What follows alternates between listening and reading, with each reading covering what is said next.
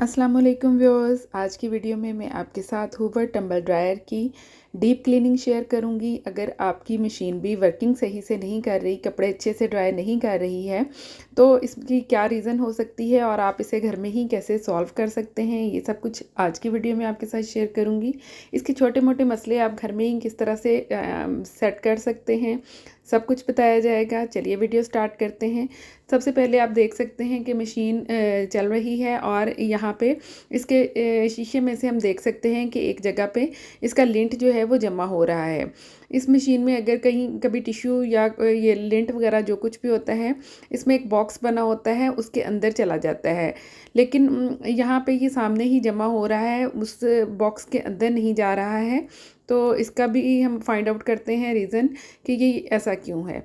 इसकी deep cleaning आमतौर पर ये मशीन के साथ ही लिखा हुआ होता है कि आपने हर चक्कर के बाद, हर यूज़ के बाद आपने इसको लिंट को क्लीन करना है। लेकिन ऐसा भी पॉसिबल नहीं है कि हर दफ़ा हम इसको क्लीन कर सकें। और लेकिन अगर ज़्यादा देर क्लीन नहीं करेंगे तो इस तरह से ये लिंट साइडों पे जमा होना शुरू हो जाएगा।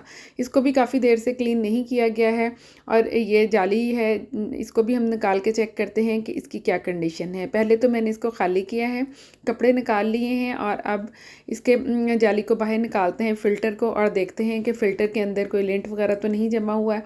काफ़ी देर से इसकी क्लीनिंग नहीं हो पाई है। तो इसको जस्ट ये जो दो बड़े सुराख हैं, इनके अंदर हम फिंगर्स डालेंगे तो ये बाहर आ जाएगा बॉक्स। इसको ओपन कर सकते हैं हम, जिस तरह एक बुक को खोलते हैं इसी तरह से हम इसको खोलेंगे। ओ माय गॉड, इसके अंदर बहुत सारा लिंट जमा हो चुका है, लेयर्स बनी हुई हैं। ये देखिए, टिश्यू के पीसीस, लेंट, धागे और जो कुछ भी कपड़ों के साथ चिपका हुआ होता है वो सारा कुछ इसमें जमा होता जाता है। ये आप देख सकते हैं।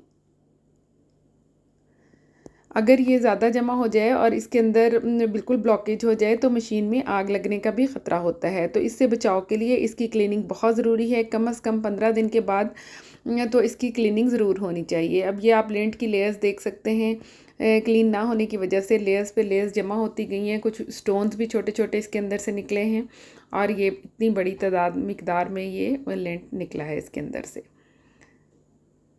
ये देखिए कैसे लेयर्स बन चुकी हैं। अब इस नेट को हम वॉश कर लेते हैं ताकि ये बहुत ही अच्छी तरह से क्लीन हो जाए। ये देख सकते हैं आप, पानी इसके ऊपर डल रहा है तो ये लिंट भी उतरता जा रहा है। इसके ऊपर हम थोड़ा सा डिश वॉश लिक्विड ऐड करके तो एक ब्रश के साथ हल्के हल्के इसको क्लीन कर देंगे ताकि ये अच्छी तरह से साफ़ हो जाए और कोई भी मैल या गर्द गुबार इसके ऊपर ना रह जाए।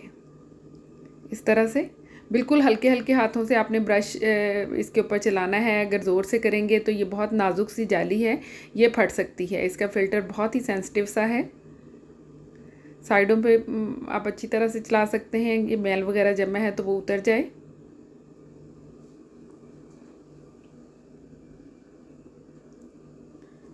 अब पानी के साथ इसको वॉश करके तो हमने इसको ड्राई कर लेना है। वॉश करके मैं इसको साइड पे रख दूँगी। जितनी देर में ये ड्राई होगी हम मशीन की बाकी की क्लीनिंग भी कर लेंगे कि और कौन कौन से हिस्सों में लेंट भी जमा हो सकता है और कौन सी क्लीनिंग करनी बहुत ज़रूरी है।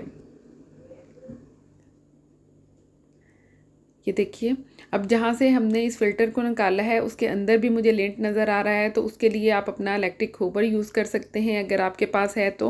अदरवाइज़ आप हाथ से या किसी भी स्केल वगैरह से इसके अंदर से उस स्केल के ऊपर टिश्यू लपेट के अंदर से इसकी क्लीनिंग कर सकते हैं। लेकिन ये अगर हूवर है तो ये बहुत ही बेस्ट है। ये इसके अंदर भी अगर लेंट वगैरह जमा हुआ है, गिरा हुआ है, तो ये इसको सक कर लेगा। मैंने इसी के साथ क्लीन कर लिया है, बहुत ज़बरदस्त सा क्लीन हो गया है ये अंदर से। अब ये नीचे वाला पार्ट हम अलग करेंगे और यहाँ से इसका बड़ा फ़िल्टर निकालते हैं। ये देखिए, इसके ऊपर भी काफ़ी लेंट जमा हुआ है और ये अंदर से भी आप देख सकते हैं ये काफ़ी डर्टी हो चुका है। इसको भी क्लीन करने की ज़रूरत है, हर वक्त गीला रहने की वजह से। ऊपर तो ड्राई डर्ट है लेकिन अंदर जो है वो बहुत ही ज़्यादा लेंट जो है गीला होने की वजह से ये इसकी ब्लॉकेज सी हुई पड़ी है। इसके ऊपर अगर पानी डालते हैं तो आप देखें साइडों से कितना लेंट बाहर आ रहा है। इसके ये सारे फ़िल्टर हमने इसी तरह से पानी डाल के साफ़ कर लेने हैं। लेकिन साइड पे जो फ़िल्टर है उसको फिर हमें ब्रश से ही क्लीन करना पड़ेगा। ये देखिए यहाँ पे कितनी ज़्यादा लेंट जमा है। तो ये ब्रश से बहुत आसानी से हो गई है। अगर हम हाथ से करते तो चुनते हुए बहुत टाइम लग जाना था, लेकिन ब्रश से 2-3 स्ट्रोक लगाने से ही ये क्लीन हो गया है। अब हम इसका नीचे वाला पार्ट क्लीन करते हैं। ये देखिए इसके अंदर इसका पानी जमा होता रहता है। ये इसकी वाटर बॉटल है, इसको निकाल के हम इसका पानी जो है वो बाहर निकाल देंगे। ये देख सकते हैं, ये अगर फुल हो जाए और टाइमली अगर आप इसका पानी नहीं निकालेंगे तो भी ये आपकी मशीन ख़राब हो जाएगी, या फिर ये ऐसा करेगी, चलती रहेगी और कपड़े ड्राई नहीं होंगे। तो जब आपके कपड़े ड्राई नहीं होंगे तो इसका मतलब है कि आपको लगेगा कि मशीन सही से काम नहीं कर रही है, आपको मैकेनिक को बुलाना पड़ेगा। तो उससे बेहतर है इसकी टाइमली क्लीनिंग करते रहें, पानी निकालें, लेंट को क्लीन करें। ये ऊपर वाला हिस्सा भी मैं इसी तरह से फिक्स कर देती हूँ। ये इसकी ब्रैकेट्स को बंद कर देते हैं जिस तरह से ओपन किया था। इसको कपड़े के साथ साफ़ कर दिया है, हर जगह से बहुत ज़्यादा लेंट निकला है। और अब इसका ये लिड लगा के इसको टाइट कर देते हैं।